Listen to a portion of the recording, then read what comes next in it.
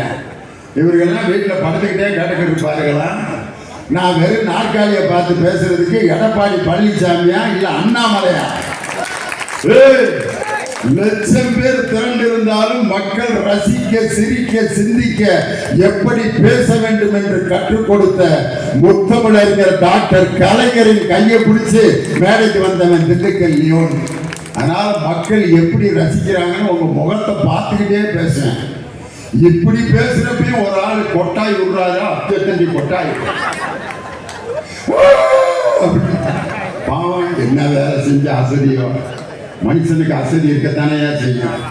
ஆனா என் கண்ணில் அவர் வர்றாரு.